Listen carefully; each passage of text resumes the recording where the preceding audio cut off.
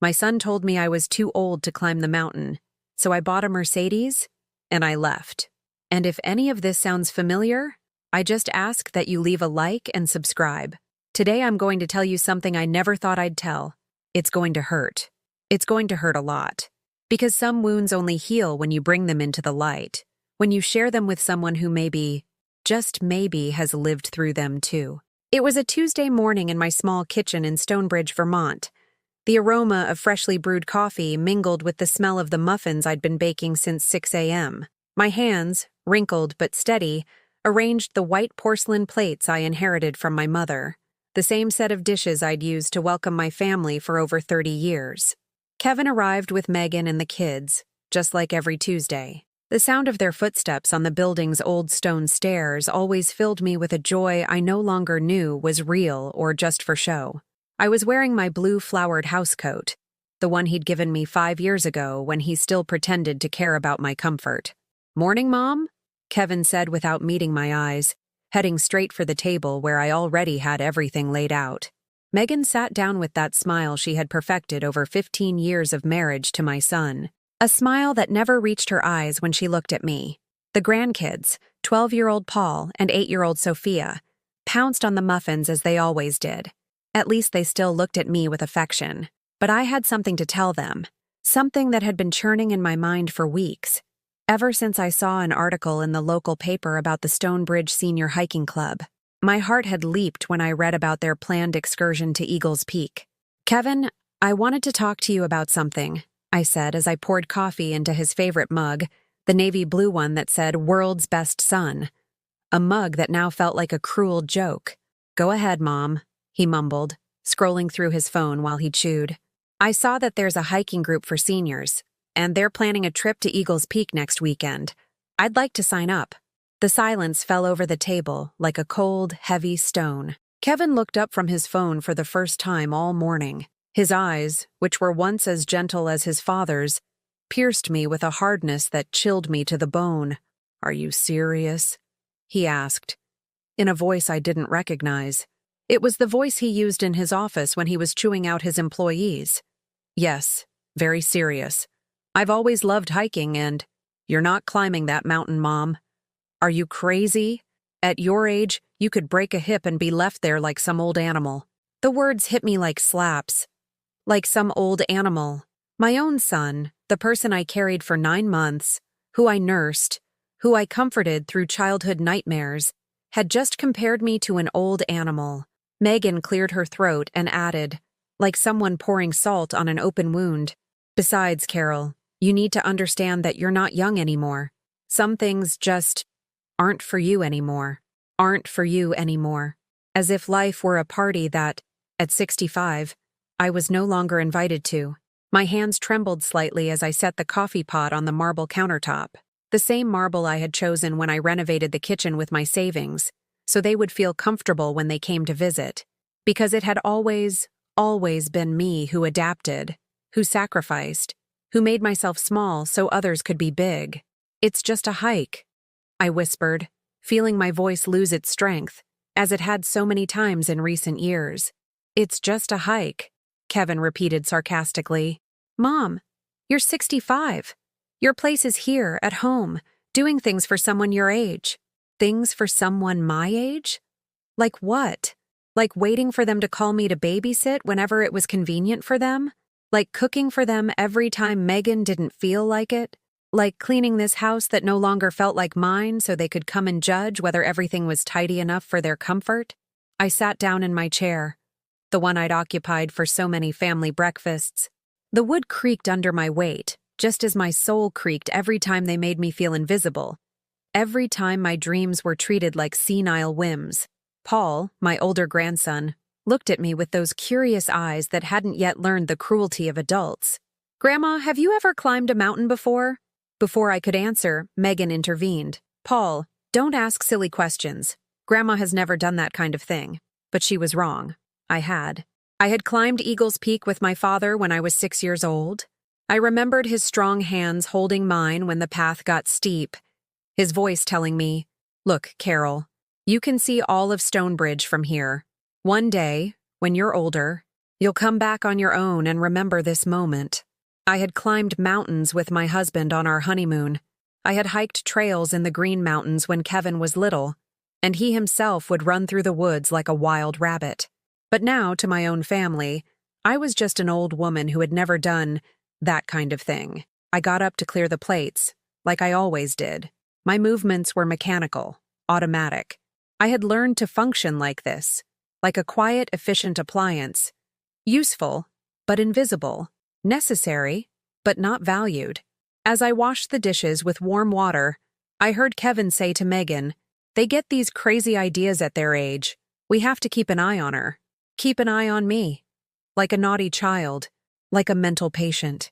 As if my 65 years had suddenly erased all my ability to reason, to decide, to dream. When they left, leaving behind the scent of their expensive perfumes and the echo of their laughter that never included me, I was left alone in my kitchen, alone with my half-eaten muffins, alone with the coffee growing cold in the mugs, alone with a silence that seemed to whisper all the words I hadn't dared to say. I walked over to the window that overlooked the courtyard. From there, I could see their apartment upstairs. The lights were on, and through the glass I could make out their silhouettes moving with the haste of people who have lives full of important purposes. I had purposes once, too. I was a teacher for 30 years. I educated hundreds of children who were now adults and greeted me warmly on the street. I cared for my mother until her last days. I held my husband's hand when cancer took him. I raised Kevin alone through his most difficult teenage years. But apparently, none of that mattered now. Now, I was just a burden, a responsibility to be kept an eye on, an old woman who dreamed of foolish things unbefitting her age. That night, as I prepared my solitary dinner, a small omelet and a side salad, I felt something break inside my chest. It wasn't my heart. It was something deeper, quieter. It was the last thread connecting me to the woman I had been before I became just Kevin's mother, Paul and Sophia's grandmother, Anthony's widow. I poured myself a glass of red wine from that bottle I'd been saving for a special occasion that never came. The special occasion would be tonight. The night Carol Davis decided she had begged for enough love, enough respect, enough consideration. The night she started planning her freedom. The wine tasted bitter that night. Not because of its flavor, but because every sip brought back memories I had buried under layers of resignation and forced smiles. Memories of all the times I had said yes when I wanted to scream no. Of all the times I had emptied my wallet to fill someone else's. Of all the dreams I had sacrificed on the altar of unconditional love. I went to the closet in my bedroom, where I kept an old shoebox in the back. Inside were all the receipts, all the bank transfers, all the proof of a life spent as my family's personal bank. The papers scattered across my bed like evidence of a crime I had committed against myself. $500 in January for Kevin's master's program tuition. "It's just a loan, Mom. I'll pay you back next month." He never paid me back a cent. $2,000 in March for Megan's new car. "Carol, ours broke down and we need one urgently to get the kids to school. You understand, right?" Of course I understood. I always understood. I was always the understanding one. Always the fool who handed over the money without asking questions. $800 in May for their vacation to Florida. "Mom, the kids need a break. The stress from school, you know. Besides, you never travel. You don't need the money for anything." I didn't need it for anything. As if my life were so insignificant that I had no right to small luxuries, to whims, to dreams of my own. And so it went, month after month, year after year.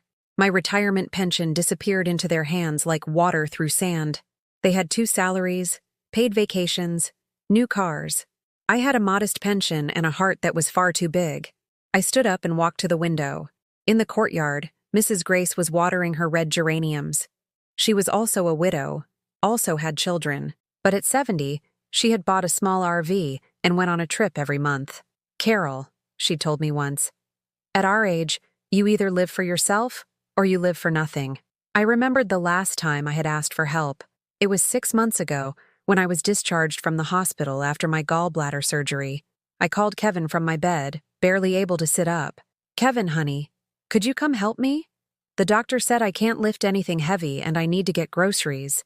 Oh, Mom, what bad timing. Megan has an important work dinner and I have to stay with the kids. Can't you ask a neighbor? Ask a neighbor. My own son suggested I bother strangers before he would help me himself. That night, Mr. Henderson from the second floor, an 80-year-old man, carried my grocery bags up while I clung to the railing to keep from collapsing from weakness. But when they needed me to watch the kids for their romantic weekend in Charleston, there I was, with my wound still fresh, getting up every time Sophia cried at night, making breakfast, lunch, and dinner, keeping the house immaculate so they would have nothing to complain about when they returned. Thanks, Mom. I don't know what we'd do without you, Megan had said upon her return, while inspecting every corner of the house as if she were an inspector looking for flaws in my work. Without me. What a revealing phrase. They didn't know what they'd do without me to use, to exploit, to turn into their free domestic servant. But they knew perfectly well what to do without me when I needed something. Ignore me. I went back to the box of receipts. Here was the plumber's bill I paid when their toilet broke in the apartment upstairs. $300 that came out of my account because we're a little short on cash right now, Mom, but we'll pay you back as soon as Kevin gets paid. Kevin got paid. I kept waiting. Here was the receipt for Paul's birthday present. A $400 bicycle because the one he has is too small for him now, and you know how important it is for kids to get exercise. Of course, very important. But apparently, it wasn't important to remember my birthday 2 weeks later. I turned 65 in silence, alone in this kitchen, with a muffin and a candle I bought for myself. I waited all day for a call, a text, a visit. Nothing. The next day, Megan told me, "Oh, we totally forgot about your birthday. We've just been so busy with work." So busy, but with enough time to post pictures on Instagram of their dinner at that expensive restaurant downtown, the Stonebridge Grill. I poured myself another glass of wine. This time it didn't taste so bitter. Maybe because I was starting to taste something new. Anger. A clean, righteous, necessary anger. The anger of a woman who had just realized she'd been buying love with money, and true love can never be bought. I opened my nightstand drawer and took out my savings passbook. That secret account I'd had for 20 years, where I put away a little something each month. Just in case, I always told myself, in case something happens. Well, the in case had arrived, and what had happened was that I had woken up. $28,000. $28,000 I had saved penny by penny, giving up little treats, buying clothes on sale, getting shoes repaired instead of buying new ones. Money I had saved for an emergency, for an illness, for something important. But now I realized that this was the emergency. The emergency of a woman who was dying while still alive. The illness of being invisible in your own family. And getting my dignity back was the most important thing I could do with that money. The next day was Wednesday, cleaning day at Kevin's house. Because, of course, besides being their personal bank, I was also their free housekeeper. I went upstairs with my bucket and cleaning supplies, as I had every Wednesday for the last 5 years. The house was a disaster. Dirty dishes in the sink from the weekend, clothes thrown on the floor, toys scattered all over the living room. I started cleaning like an automaton, but this time every swipe of the mop reminded me of my new resolution. Megan came home from shopping, loaded with bags from Nordstrom. "Carol, so glad you're here. Look what I bought," she said, showing me a black dress that cost more than my monthly pension check.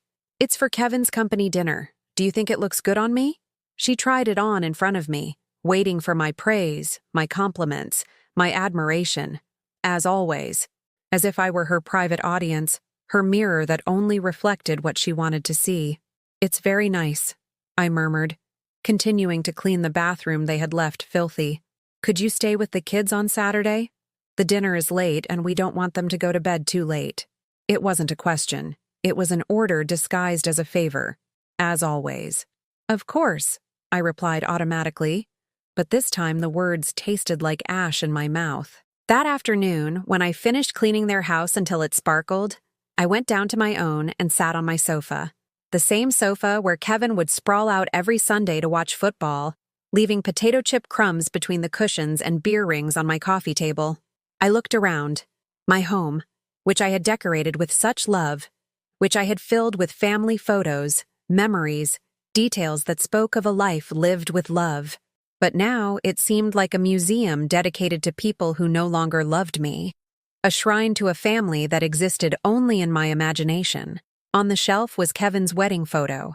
I had paid for half of the celebration. "So your son can have the wedding he deserves," my sister-in-law had told me. The wedding he deserved, paid for with the money I deserved. Next to it, Sophia's first communion picture. The dress, $200 from my account. The reception, another $300. The memories, priceless. But apparently they had no value to them either, because since then they only called when they needed something. I got up and went to the phone. I dialed Kevin's number. "Mom, is something wrong?" "Nothing's wrong. I just wanted to tell you that I can't watch the kids on Saturday." Silence on the other end of the line. "What do you mean you can't? Do you have something important to do?" Important. That word they only use to describe their things, their plans, their needs. "Yes," I lied. "I have something important to do." "What?" "Something important for me." And for the first time in years, I hung up first. My phone rang all night. Kevin called every hour, as if it were a national emergency that his mother had said no for the first time in decades. I didn't answer. For the first time in my life, I let it ring until it gave up. At 7 in the morning, as I was making my coffee in the kitchen, I heard Kevin's furious footsteps coming down the stairs. He wasn't coming for breakfast like on Tuesdays. He was coming to complain. His banging on my door sounded like hammer blows. "Mom! Open up! We need to talk!" I opened the door slowly. Kevin's face was red, his eyes bloodshot. He looked like a child throwing a tantrum, except this child was 40 years old and hadn't shaved. "What the hell is wrong with you?" he yelled as soon as he came in. "Megan had to cancel her work dinner because of you." Because of you. As if my refusal were an act of domestic terrorism. "Kevin, sit down. Let's talk calmly." "I don't want to sit down. I want to know why you've suddenly become so selfish." Selfish. The word pierced me like a dagger. 40 years dedicated to his well-being, and now I was selfish for refusing him once. "I'm not selfish, Kevin. I just have other plans." "What plans?" he scoffed. "Your life is taking care of us. That's what you're here for." That's what you're here for. There it was. The naked truth, raw and undisguised. I wasn't his mother. I was his employee, his object, his thing. I sat in my kitchen chair, the same one where I had served thousands of breakfasts, where I had listened to his teenage problems, where I had cried when his father died and he hugged me, promising he would never leave me alone. "Kevin, do you know how much money I've given you in the last 5 years?" "What does that have to do with anything?" "Answer me. Do you know?" "I don't know. Some help here and there. It's normal for a mother to help her son. Some help." I went to my bedroom and brought back the shoebox of receipts. I dumped it on the kitchen table in front of him, the papers scattered like tear-stained confetti. $32,000, Kevin. $32,000 in 5 years.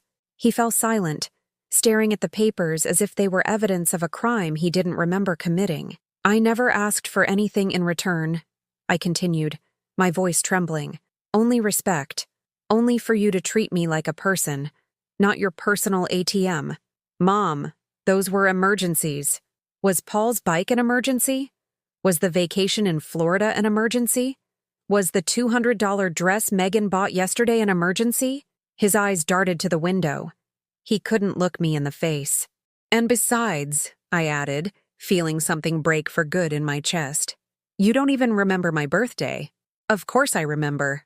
I spent my last birthday alone, Kevin. Alone. While you two were having dinner at the Stonebridge Grill, posting pictures on Instagram." He remained silent, a silence that hurt more than his shouts. "Do you know the last time you asked me how I am?" I went on, because the wound was already open and it was better to let it all out at once. "When was the last time you showed any interest in my life, my dreams? What makes me happy?" "Mom, the answer is never, Kevin. Never.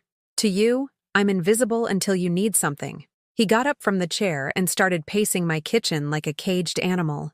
"You can't do this to us now. Megan was really looking forward to that dinner. And I was really looking forward to climbing that mountain. It's not the same thing. Why not? Because my dreams don't matter. Because at my age, I don't have the right to dream. Because it's dangerous, Mom. Because we worry about you. You worry about me?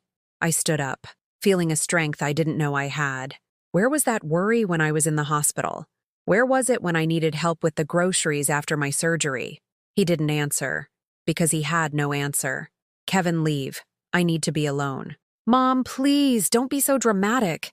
Get out, I shouted for the first time in years. Get out of my house. He left, slamming the door so hard the windows rattled. I was left alone among the scattered receipts, among the evidence of a life spent on unrequited love. That afternoon, as I was picking up the papers from the floor, I found something that made my blood run cold. A document I didn't remember keeping there. A photocopy of something that looked official, with the Bank of America letterhead. It was a loan application, in my name, with my signature, but I had never signed that. The date was from 3 months ago. The amount, $15,000. The cosigner, Kevin Davis, my son. My hands shook as I read the terms. It was a personal loan secured by a lien on my condo. My condo, the only asset I had, was being used as collateral for a loan I had never applied for. I called the bank immediately. Good morning. Could you please check my account? My name is Carol Davis. Of course, Mrs. Davis. What can I help you with? Do I have any active loans? Yes, ma'am. You have a personal loan for $15,000 that was approved in March. The payments are automatically deducted from your account each month. My vision blurred. Every month, money was being taken from my pension to pay for a loan I hadn't asked for. That's why I was always just scraping by at the end of the month. That's why I'd had to dip into my secret savings for basic expenses. Could you tell me who withdrew that money? According to our records, Mr. Kevin Davis, who is authorized as your legal representative. Legal representative? Yes, ma'am. You signed a power of attorney document that allows him to act on your behalf. Legal representative. Power of attorney. I had never signed anything like that. But clearly, someone had forged my signature. I hung up the phone and sank to the floor of my kitchen. I couldn't breathe. My own son, the person I trusted most in the world, had stolen from me. Not just my money, my dignity, my home. Because if I didn't pay that loan, the bank could take my condo. Tears fell onto the cold tiles as I understood the full extent of the betrayal. Kevin didn't just see me as an ATM.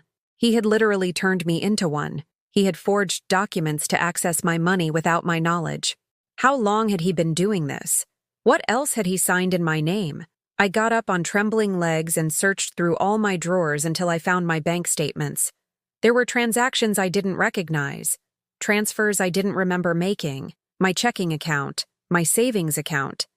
It had all been manipulated. The phone rang. It was Kevin again. This time, I answered. Mom, I've been thinking. If you want to climb that mountain so much, Megan and I can go with you. That way we can keep an eye on you. His voice was smooth, conciliatory, the voice he used when he wanted something from me. Kevin, I said with a calm I didn't feel, I need to ask you something. Shoot. Did you take out a loan in my name? The silence on the other end was so long I thought the call had dropped. Mom? Did you take out a loan in my name? I repeated. Mom, It's complicated. Answer me yes or no. Yes, but I can explain. And did you forge my signature? Mom, you don't understand paperwork. I just wanted to help you not have to worry. Did you forge my signature? Yes. I hung up the phone. This time, I unplugged it from the wall. I sat in my kitchen until it got dark, without turning on the lights, without eating dinner, just processing the reality that my only son, the person I had given everything for, was a con artist, a thief, a liar who had been stealing from me for months. At 11 o'clock, I turned on my old computer. I searched on Google, Elder Financial Abuse Attorneys Vermont. I had work to do, and a mountain to climb. At 7 the next morning, the knocks on my door sounded like war drums. But this time, it wasn't just Kevin. I heard Megan's shrill voice mixed with my son's, and behind them, Sophia's crying. I opened the door in my housecoat, my gray hair disheveled and my eyes swollen from not sleeping. Before me stood the whole family, Kevin with a grim look, Megan with red eyes from crying, and my 2 grandchildren staring at me as if I were a stranger. "Mom, please, we have to talk," Kevin said in a pleading voice. "Carol, how could you do this to your own family?" Megan launched into the drama from the first second, as if she were the victim here. "Grandma, why does Dad say you don't love us anymore?" Paul asked with his 12-year-old innocence, breaking something in my chest I thought was already too shattered to break any further. Kevin had involved the children. He had used my own grandchildren as an emotional weapon against me. That's what hurt the most. "Come in," I said, because I wasn't going to have this conversation in the hallway for all the neighbors to hear. They sat in my living room like a family tribunal, Kevin on the big sofa, Megan beside him, clutching his hand dramatically, the children in the small chairs, looking at me as if they expected me to apologize for existing. "Mom, you called the bank yesterday," Kevin began, no longer pretending he didn't know exactly what I had discovered. "Yes, I called the bank. And you spoke to the police." That wasn't true. I hadn't spoken to the police yet, but I didn't correct him. I wanted to see how far his panic would go. "Mom, please, we can sort this out between us. There's no need to get strangers involved. Kevin, you forged my signature. You stole my money. How are we going to sort that out between us?" Megan sat up straight like a snake before it strikes. "Carol, don't be so dramatic. Kevin is your son. He did everything for the good of the family." "For the good of what family? The family that ignores me when I'm sick? The family that forgets my birthday? Oh, for heaven's sake." Megan rolled her eyes. "Always the same thing. A birthday. As if it's the end of the world." "It was for me," I replied, looking her straight in the eye. "Because it was the day I realized that to you, I am invisible." "That's a lie," Kevin shouted, jumping to his feet. "We love you very much. That's why we worry about you." "Do you worry about me? Or do you worry about losing your free housekeeper?" Paul got up from his chair and came over to me. "Grandma, I remembered your birthday. I made you a drawing, but Dad said we couldn't come over because they had to work." The world stopped. My 12-year-old grandson had thought of me. He had made a drawing for me. But Kevin had decided his work was more important than my birthday. "Where is that drawing, sweetie?" "In my room. Dad said we'd give it to you another day, but we always forgot." I looked at Kevin. He couldn't meet my gaze. Was that for my own good, too? Denying me my grandson's gift, was that for my own good? "Mom, don't be so dramatic." "I am not being dramatic," I exploded, feeling all the rage that had built up for years erupt from my chest like lava. "I am telling the truth about how you have treated me." Sophia started crying harder. Megan hugged her theatrically. "Look what you've done. You've scared the children." "I didn't scare them. You scared them by bringing them here to manipulate me." "Carol, please calm down." Kevin tried to use his reasonable man voice, the voice he used to close deals. "I know you're upset, but we can fix this. I'll pay you back the loan money and we can all move on." "With what money?" I asked.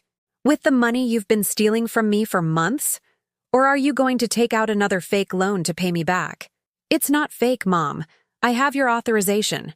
You forged my signature. You gave me permission. You told me I could sign for you when it was necessary." "That is a lie. I never gave you permission to steal from me." Megan stood up from the sofa with all her theatricality.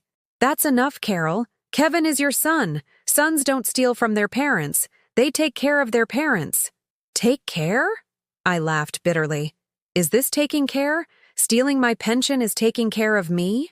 "We're saving you from worry," Megan yelled.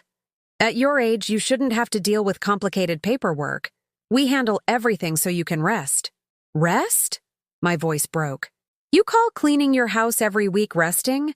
Babysitting your children every time you want to go out? Cooking for you every time you don't feel like it? That's different," Megan insisted. "You do that because you want to, because you like to help. I do it because you've made me believe that if I don't, you'll stop loving me." The silence fell over the room like a bomb. I had spoken the most painful truth of all, the truth that had been buried under years of forced smiles and quiet resignation. Kevin sat down again, running his hands over his face. "Mom, that's not true." "Yes, it is, Kevin. And the saddest part is, you've never truly loved me. You've loved what I do for you. You've loved my money, my labor, my availability. But me, Carol, you've never even known me." Paul came closer and took my hand. I love you, Grandma. I love you a lot. His words were like a balm on my wounded soul. At least one of my grandchildren truly loved me. And I love you too, my love. More than you can imagine. Megan saw the connection between Paul and me and immediately tried to sever it. Paul, come here. Don't bother your grandmother when she's upset. I'm not bothering her, the boy protested. I'm comforting her. Paul, come here right now. The boy pulled away from me with tears in his eyes. Megan had used him as a weapon, but now that the weapon had turned against her, she wanted to disarm it. You know what? I said, standing up and heading for the door. This conversation is over. Mom, wait. Kevin jumped up. We can't end it like this. How do you want to end it? With you convincing me that being robbed is for my own good? With you making me believe I'm a bad mother for wanting to be respected? You are a bad mother, Megan screamed, completely losing her composure. A good mother wouldn't do this to her family. A good mother sacrifices for her children. I have sacrificed for 40 years, Megan. I've sacrificed myself until I disappeared, until I forgot who I was before I became your employee. You're not our employee, Kevin shouted. Then what am I? Your ATM? Your free nanny? Your personal chef? Tell me what I am to you, because I don't feel like a mother anymore. No one answered, because they had no answer, because they knew I was right. I want you to leave my house, I said, opening the door, and I don't want you to come back until you're ready to truly apologize.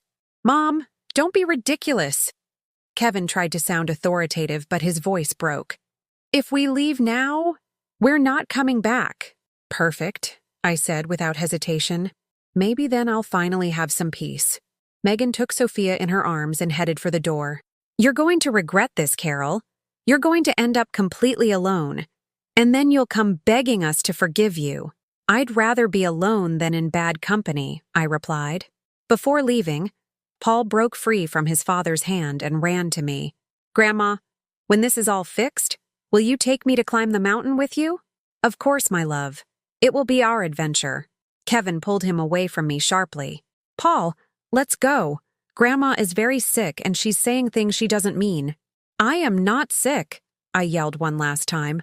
I'm sane for the first time in years. They slammed the door with such force that the whole house shook. I was left alone in my living room, amidst the echoes of shouts and accusations. But for the first time in decades, the silence didn't scare me. It was the silence of freedom. I went to my room and pulled out my old address book. I looked for the number of the lawyer I had found online the night before.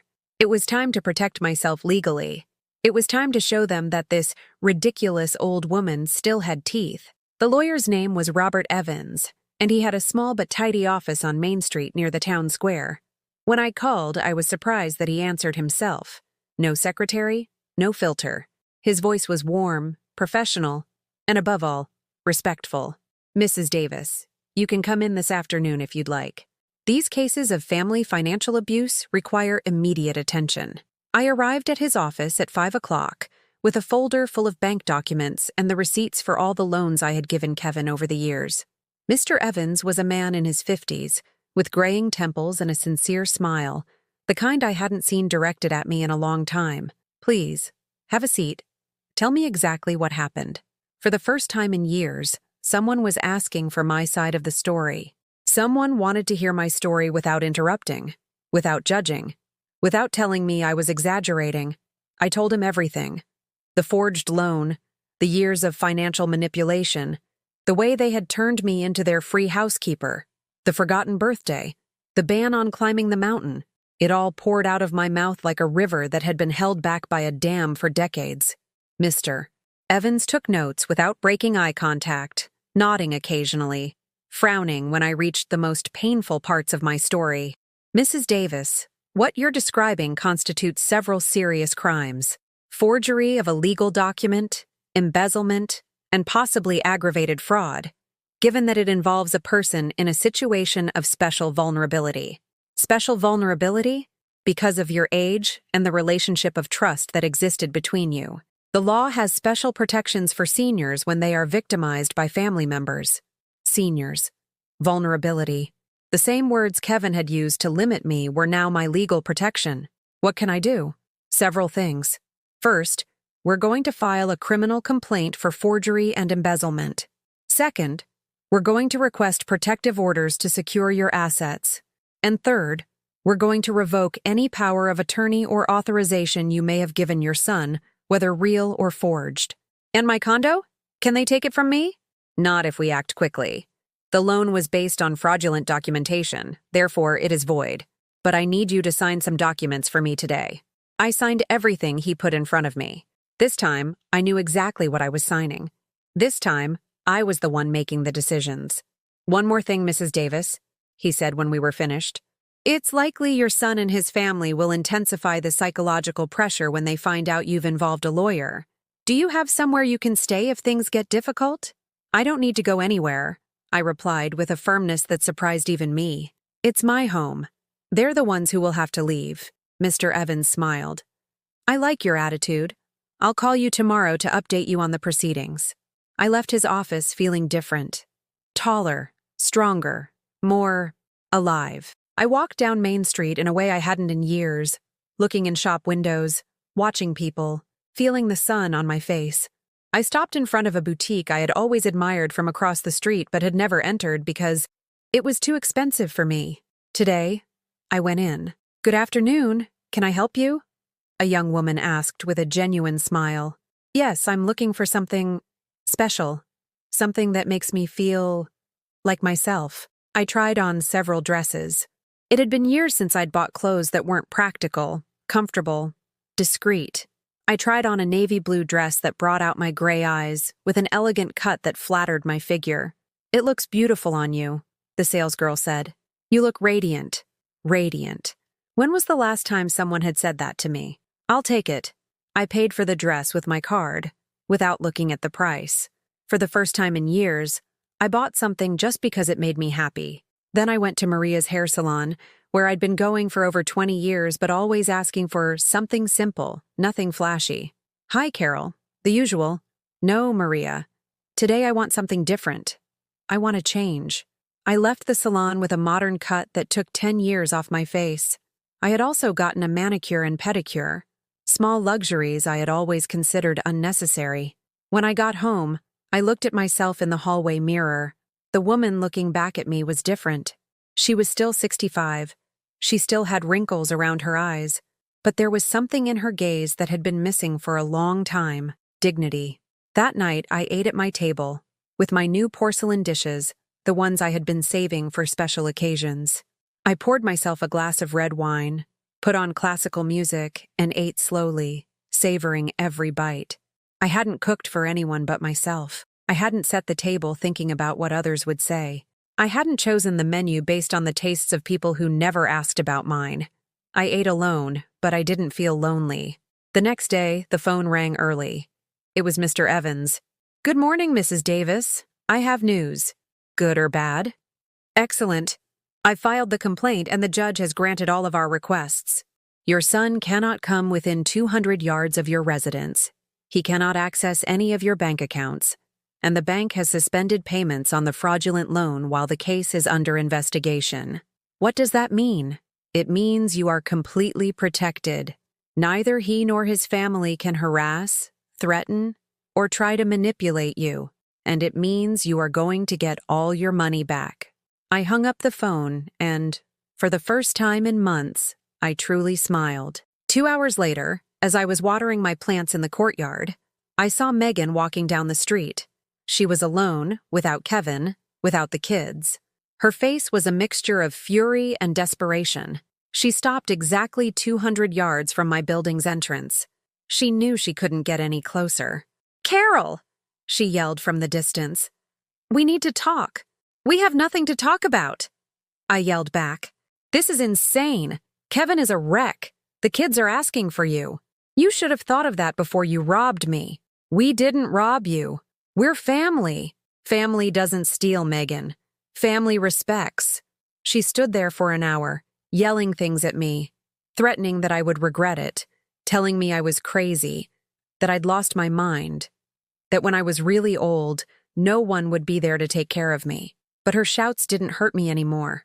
For the first time, someone else's words bounced off me without causing any damage. When she finally left, I went inside and made myself a cup of tea.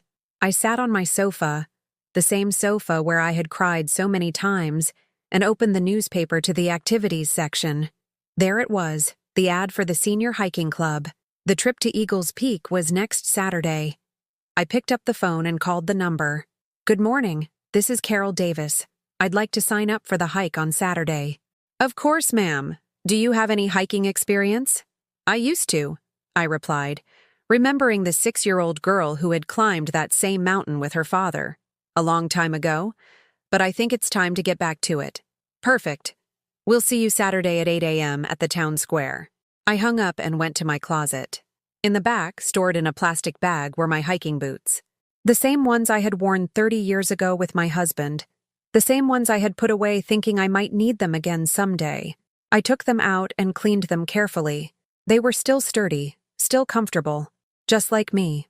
That night, before going to bed, I opened my bedroom window and looked out at the mountains surrounding Stonebridge. They were dark silhouettes against the starry sky, but they no longer seemed unreachable. On Saturday, I would climb them. Alone, with company, it didn't matter. I would climb them because I could, because I wanted to, because I had the right to dream and to chase my dreams. Kevin had tried to forbid me from climbing that mountain, telling me I was too old. He was wrong. I was just starting to live. On Friday night, as I packed my backpack for the next day's hike, my doorbell rang. I looked through the peephole and saw something that froze my blood. Kevin's entire family was there, but so were his in-laws, his sister, even some neighbors I knew from the building. They had all come, like a mob, as if it were a public trial, and I was the accused. I didn't open the door. "Carol!" Megan's voice shrieked. "We know you're in there. We need to talk." "Mom, please." It was Kevin's voice, broken, desperate. "You can't do this. We're your family." Then I heard another voice I didn't expect. Paul's. "Grandma, please, open up. I'm cold and I want to see you." My heart broke. They had brought my 12-year-old grandson to participate in this circus. It was a Friday night. The boy should be at home doing his homework or watching TV, not being used as an emotional weapon against his grandmother. I opened the door just as far as the security chain would allow. "Paul, honey, what are you doing here so late?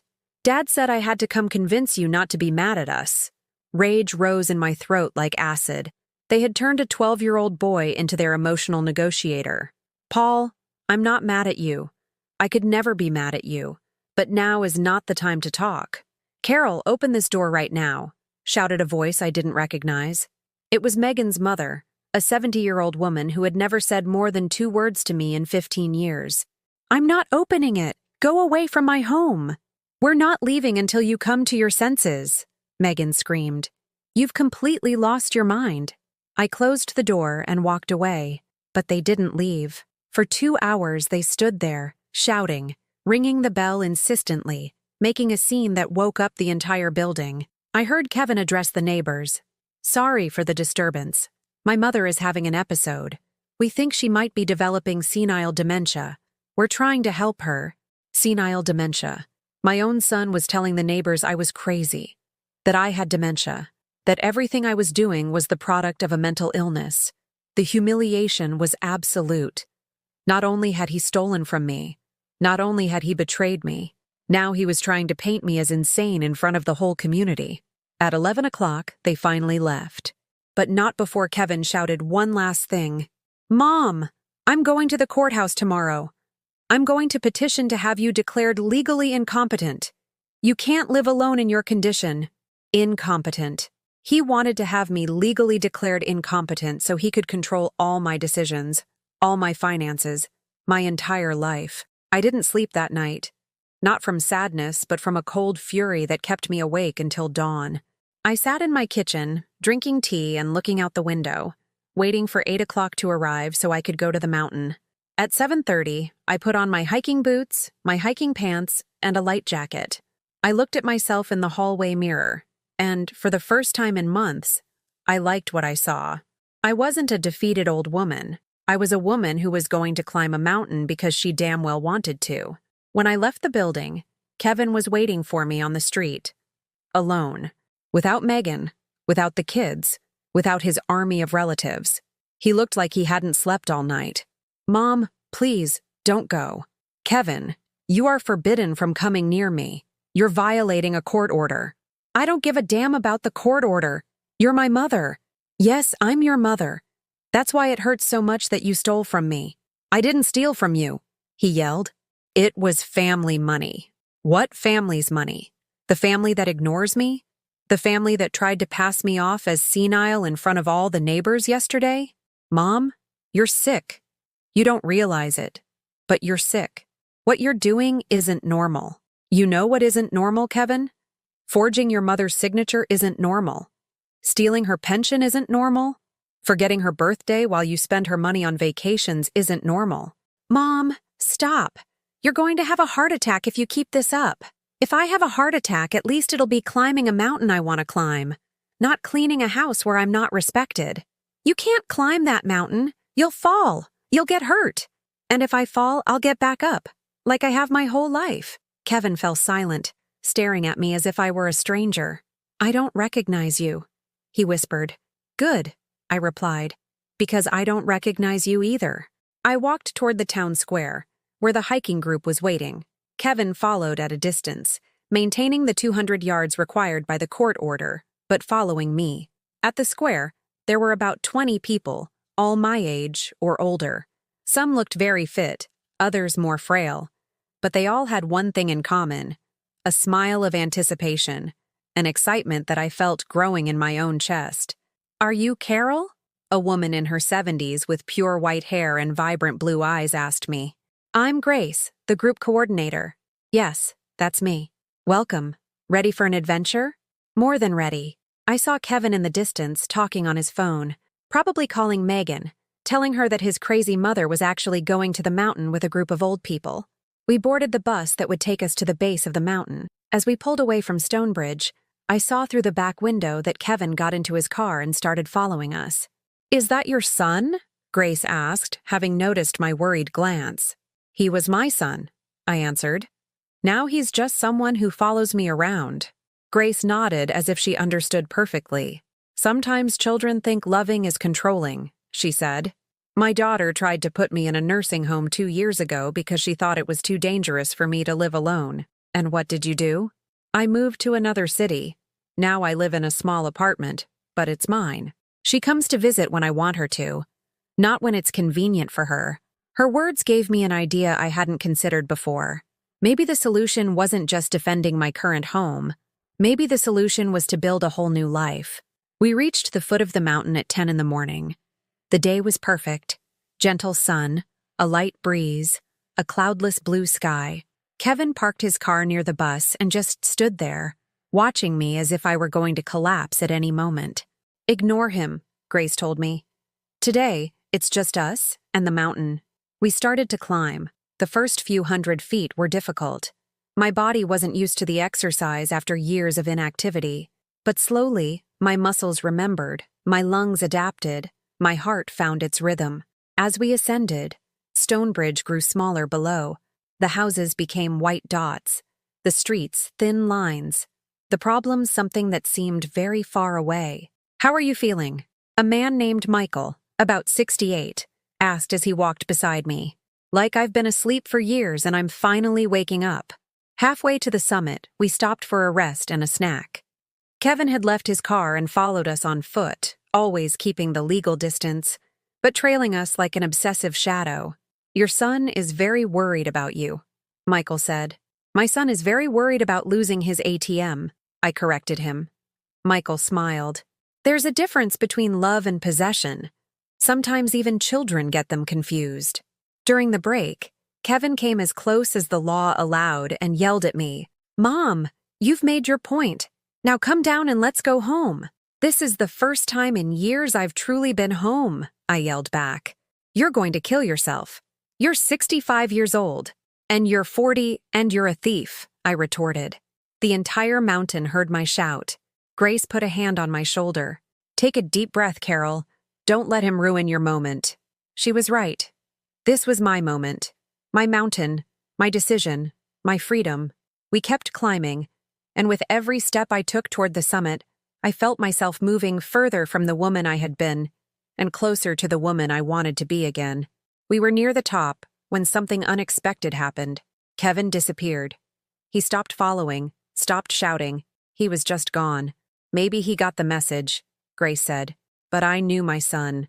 When Kevin gave up that easily, it was because he was planning something bigger. I didn't care. For the first time in decades, I was exactly where I wanted to be, doing exactly what I wanted to do. The summit was 100 yards away. The top of Eagles Peak rose before me like a fulfilled promise. My legs were trembling, not from exhaustion, but from pure emotion. It had taken me 3 hours to get there. 3 hours during which I had rediscovered muscles I thought were lost, and a determination I thought I had buried forever. "Carol, you did it!" Grace shouted from a few feet behind me. When I placed my foot on the highest stone of the summit, something broke inside me. But not something bad. The invisible chains that had held me prisoner for years broke. The voice in my head that kept telling me I wasn't capable anymore, that I was too old, that I no longer had the right to dream, broke. From up there, Stonebridge looked like a perfect model town. I could see the old courthouse, the church steeple, the covered bridge, the streets I had walked for 65 years, feeling my world get smaller every day. But from this height, everything seemed possible again. "Look, Carol," Michael shouted, pointing toward the horizon. "From here you can see all of New England." He was right. A sea of green and gold fields stretched out at my feet, with white towns scattered like pearls and highways that disappeared into the infinite. The world was immense. How could I have ever forgotten? I sat on a smooth rock and took the sandwich I had packed that morning out of my backpack, ham and cheddar on rye, the same kind I used to eat when I was a girl and climbed this mountain with my father. But this time, I was eating it as a free woman, as someone who had chosen to be here. "How do you feel?" Grace asked, sitting down beside me. "Like I've just been born," I answered, and it was the honest truth. I took out my cell phone, that device I only ever used to receive orders from Kevin, and for the first time in years, I did something just for me. I took a picture. A selfie, as the kids call it. Me, smiling, with the wind in my hair, my eyes shining with happiness, and all of New England behind me as a witness to my freedom. "Grace, would you take a picture of me?" "Of course." I sent it to Paul, my grandson, immediately, with a message. "Here's your crazy grandma on top of the world. I love you." The reply came in 2 minutes. "Grandma, you're the bravest person in the world. Dad is so mad, but I'm so proud of you. When are you taking me?" I cried. I cried tears of pure happiness because my grandson didn't see an incompetent old woman. He saw a brave adventurer. "Everything okay?" Michael asked. "Everything's perfect. For the first time in years, everything is perfect." We spent an hour at the summit. We ate, we talked, we laughed. Grace told me how she had started the hiking group after her husband died, and she realized she either had to start living for herself or she would die while still alive. Michael told me how he had discovered landscape photography at 70 and now sold his photos at local craft fairs. "You know what everyone in our group has in common?" Grace asked me. "No, tell me." One day, we all decided we weren't going to ask anyone's permission to be happy.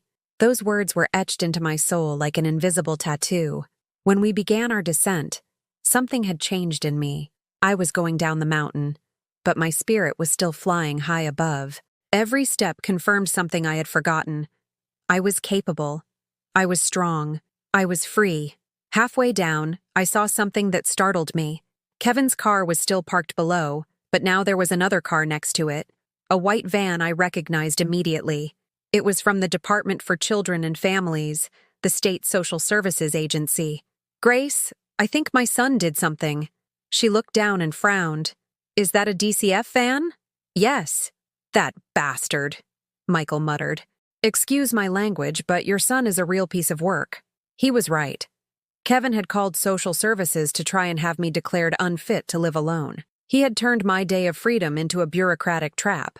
"What am I going to do?" I asked, feeling panic begin to creep in. "Nothing," Grace said firmly.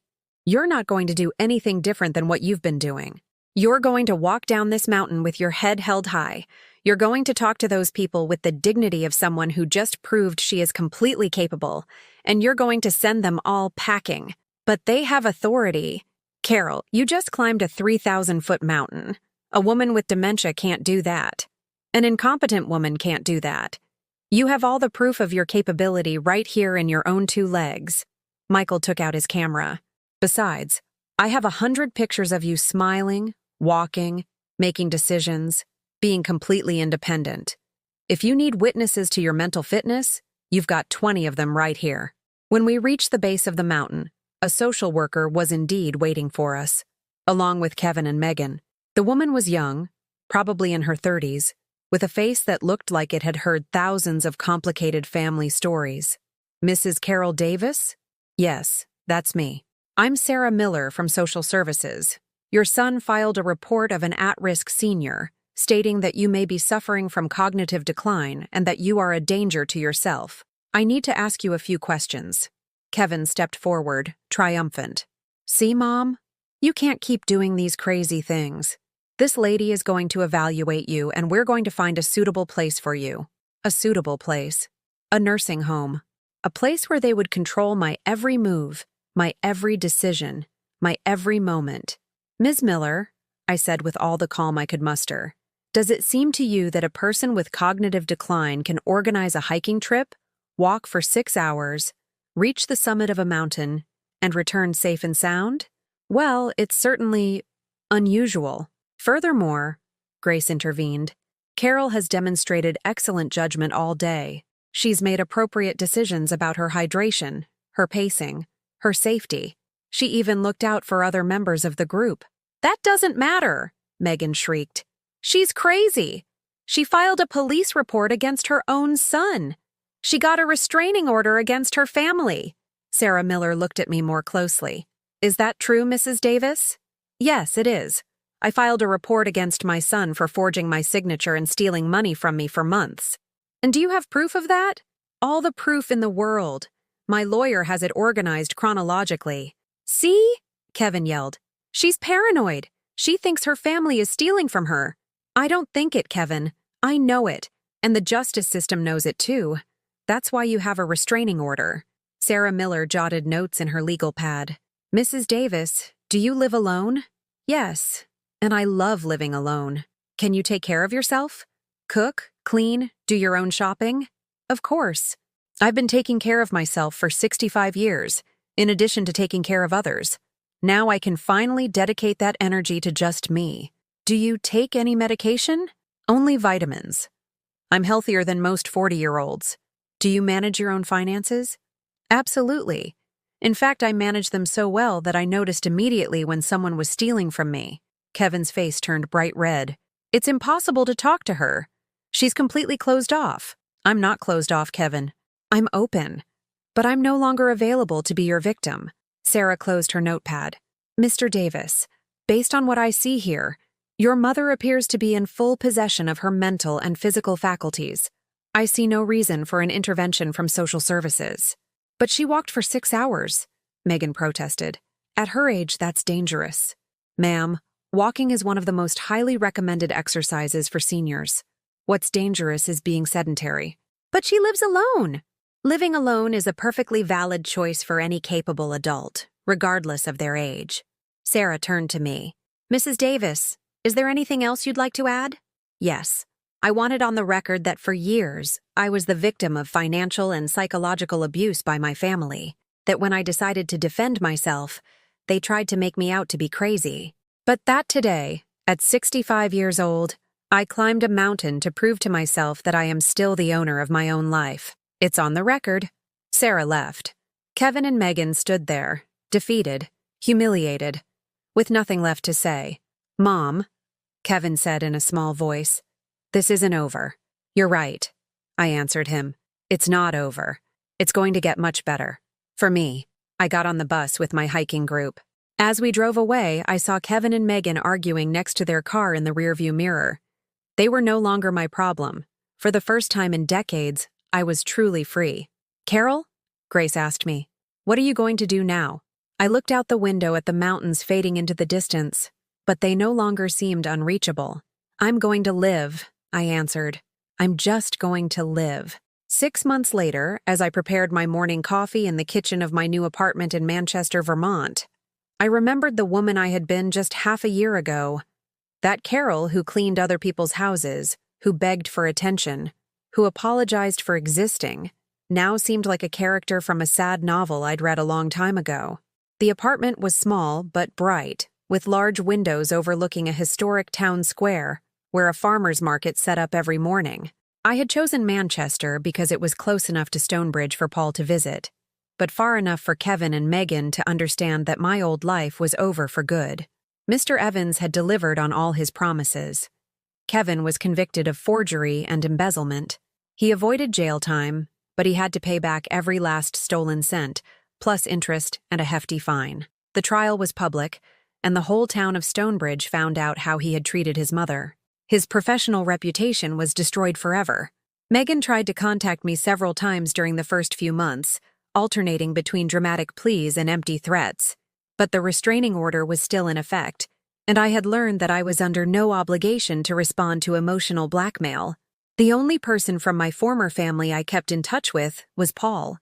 My grandson visited me every other week, taking the bus from Stonebridge with the necessary court permission. His visits had become the happiest moments of my new life. "Grandma, are you really happier now?" he had asked during his last visit, as we ate ice cream in the town square. "Much happier, sweetie. Do you know why?" "Why?" "Because I can finally be myself without asking anyone for permission." Paul nodded, as if he understood exactly what I was saying. "Dad says you've become selfish. And what do you think?" "I think Dad confuses being selfish with not letting people walk all over you." At 12 years old, Paul had understood something his 40-year-old father never could: that respecting yourself isn't selfishness, it's survival. My new routine was completely different. I got up when I wanted, ate whatever I felt like for breakfast, and wore clothes that made me feel good. I had started painting again, a hobby I'd abandoned when I got married because Anthony said it was a waste of time and money. On Tuesdays and Thursdays, I went to a watercolor class at the city's arts center. On weekends, I joined the excursions of the Manchester Hiking Club, a group similar to the one in Stonebridge but even more adventurous. We had already climbed Mount Marcy and hiked the Great Range, and we were planning a trip to the Adirondacks. "Carol, you have to tell us your secret," Rosa, a 72-year-old hiking partner, had said to me. "How is it that you have more energy than women 20 years younger?" "It's easy," I had replied. I stopped wasting energy on relationships that drained me and started investing it in activities that feed my soul. I had made true friends for the first time in decades. Not friends who needed something from me, but friends who simply enjoyed my company. We had formed a small group that met every Wednesday for dinner to share stories. Grace had come from Stonebridge several times to visit, and our friendship had become one of the most precious things in my new life. "You know the most liberating thing about getting older?" Grace had told me on her last visit. "You get to a point where you just don't care about the opinions of people who bring nothing positive to your life." She was right. At 65, I had learned to distinguish between the opinions that deserved my attention and those I could dismiss without a second thought.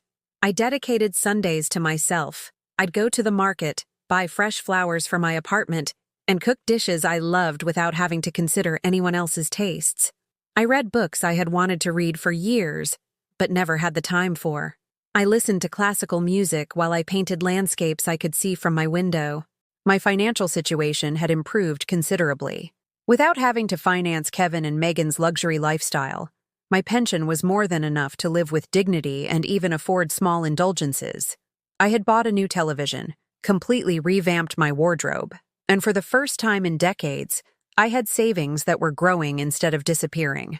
One afternoon in November, as I was painting a landscape of the Battenkill River from my window, my doorbell rang. I wasn't expecting anyone, and for a moment, I felt a pang of anxiety. What if it was Kevin? What if he'd found some way to violate the restraining order? I looked through the peephole and saw a woman my age whom I didn't recognize. "Mrs. Davis? I'm Jessica Reed, a reporter with the Manchester Journal. Could we speak for a few minutes?" I opened the door, curious. "What would you like to talk about?" "Your story has become well known throughout Vermont and New Hampshire. The woman who sued her son for theft and then climbed a mountain to prove she was sane. Many women your age have contacted us saying they identify with your story. Would you be willing to do an interview? I hadn't thought about it before, but maybe my story could help other women who were living in similar situations. Yes, of course. The interview was published a week later with the headline, "At 65, I discovered I deserve respect, the Carol Davis story." The article generated hundreds of letters from women all over the country telling similar stories of family abuse, financial manipulation, and late-life liberation. One of those letters particularly struck me. It was from a 70-year-old woman in Pennsylvania named Patricia, who had been financing her son's gambling debts for a decade while living in near poverty. "After reading your story," she wrote, "I called a lawyer. Yesterday, I filed the complaint. For the first time in years, I slept through the night. Thank you for showing me that it's never too late to stand up for yourself." Those letters confirmed something I had begun to suspect. My story was not unique. Thousands of older women were being victimized by their own families, and most of them stayed silent out of shame, fear, or because they believed it was normal to sacrifice endlessly for their children. I decided to do something about it. With Mr. Evans' help, we created an association called the Second Chapter Foundation, which offered free legal advice to senior women who were victims of family abuse. The project was funded by donations, and the proceeds from speaking engagements I began to accept all over the country. My first conference was in Boston, in an auditorium of 300 people. I was nervous, but when I saw the room full of women my age looking at me with hope in their eyes, I knew exactly what I had to say. "I didn't come into this world to beg for love," I told them, repeating the words I had said to myself on that night of wine and revelations. "I came to remember that I deserve it, and so do you." The standing ovation lasted for 5 minutes. Today, as I write these lines in my personal journal, exactly 8 months have passed since Kevin forbade me from climbing the mountain. 8 months since I decided to buy my freedom instead of continuing to buy fake love. Does it hurt that I lost my son? Yes, it hurts deeply, but I didn't lose a son who loved me. I lost a son who used me. And that loss, though painful, was the doorway to a life I didn't know I deserved. Paul is coming to visit next weekend. We're going to climb Eagles Peak together, just as I promised him on that terrible day in my old home. He's 14 now, and he tells me he wants to study law to help people who are treated unfairly. Like how you help defend yourself, Grandma. Sometimes the most beautiful endings come after we've already lost all hope that they exist. Megan was right about one thing. I did end up alone, but I learned that being alone doesn't mean being lonely. It means being at peace. And now, dear listener, I have a question for you. Have you ever been in a situation like this? Do you know someone who has had to choose between being respected and being loved? If so, tell me about it in the comments. And if this story has touched your heart, please leave a like and subscribe to the channel, because maybe, just maybe, this story will reach someone who needs to hear that it's never too late to start respecting yourself. Remember, you didn't come into this world to beg for love. You came to remember that you deserve it.